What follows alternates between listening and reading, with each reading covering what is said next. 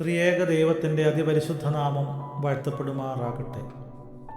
ആദരണീയരായ വിശ്വാസികളുടെ സമൂഹമേ, ദൈവത്തെ പകർന്നു കൊടുക്കുന്നവനാണ് ദൈവശാസ്ത്രജ്ഞൻ. പരിശുദ്ധ പാമ്പാടി തിരുമേനി ദൈവത്തെ പകർന്നു കൊടുക്കുന്ന ശ്രേഷ്ഠ ഇടയനായിരുന്നു.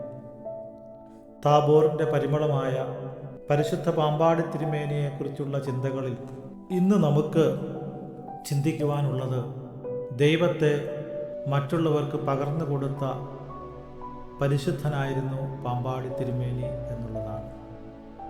പ്രാർത്ഥനയുടെ പ്രകാശ ഗോപുരം, പ്രാർത്ഥന ശക്തിയാണ് പ്രിയപ്പെട്ടവരെ. പ്രാർത്ഥിക്കും തോറും നമ്മുടെ ഗോപുരത്തിന് ഉയരം കൂടിക്കൊണ്ടിരിക്കുന്നു. പ്രാർത്ഥന എന്ന പ്രകാശ ഗോപണി വഴി നാം സ്വർഗത്തിലേക്ക് കരേറിക്കൊണ്ടിരിക്കുന്നു. യാക്കോബ് സ്വർഗത്തിലേക്ക് ഒരു ഗോപണിയുടെ ദർശനം കാണുകയാണ്. പ്രാർത്ഥന എന്ന പ്രകാശ ഗോപണി വഴി സ്വർഗത്തിലേക്ക് കരേറിപ്പോയ ഒരു പരിശുദ്ധനായിരുന്നു പരിശുദ്ധ പാമ്പാടി തിരുമേനി.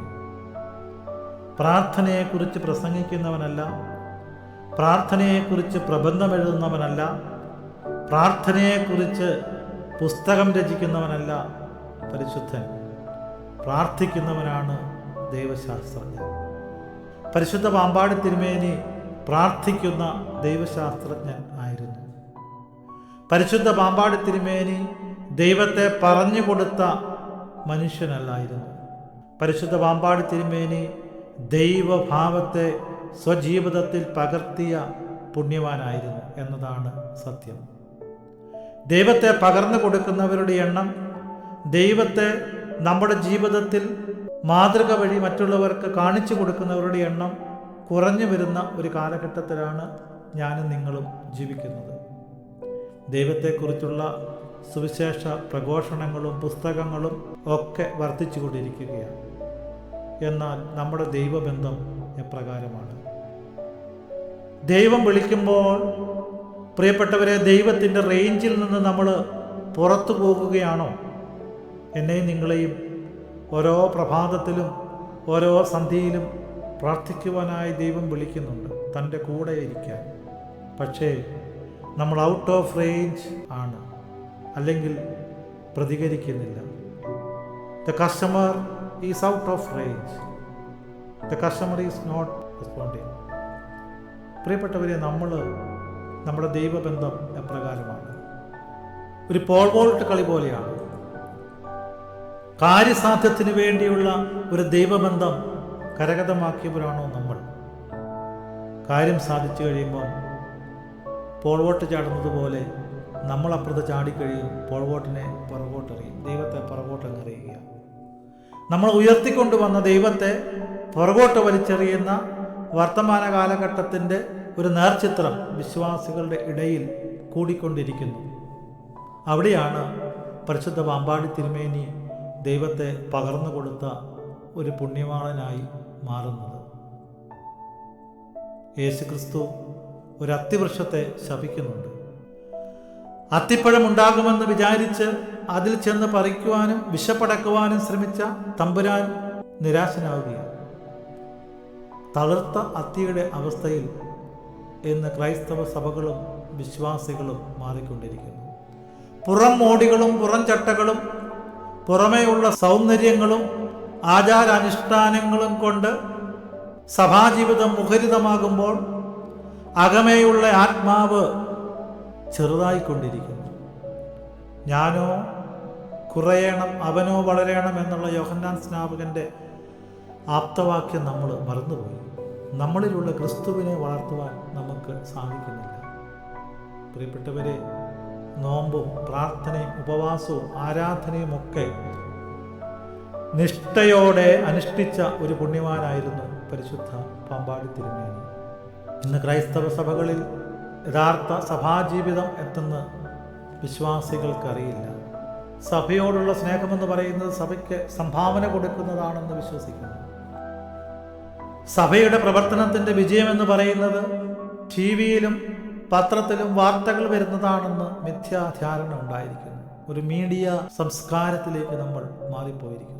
അവിടെയാണ് പരിശുദ്ധ പാമ്പാടി തിരുമേനിയെ പോലെയുള്ള മഹാരഥന്മാരുടെ ജീവിതം മാതൃകയാകുന്നത്.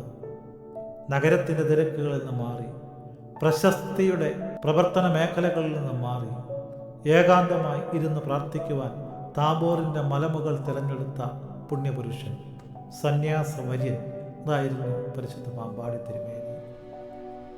തിരുവചനത്തിലേക്ക് നമ്മൾ നോക്കിയാൽ ദൈവോത്തരനായ തമ്പുരാന് പ്രാർത്ഥന ആവശ്യമില്ലായിരുന്നു. പക്ഷേ അദ്ദേഹം ഒരു ദിവസത്തിൻ്റെ ഭൂരിപക്ഷം സമയവും വേറിട്ട് പോയി പ്രാർത്ഥിക്കുമായിരുന്നു. ഒന്നിച്ച് ശിഷ്യരുമായി പ്രാർത്ഥിക്കും, ജനസമൂഹവുമായി ഒന്നിച്ച് പ്രാർത്ഥിക്കും.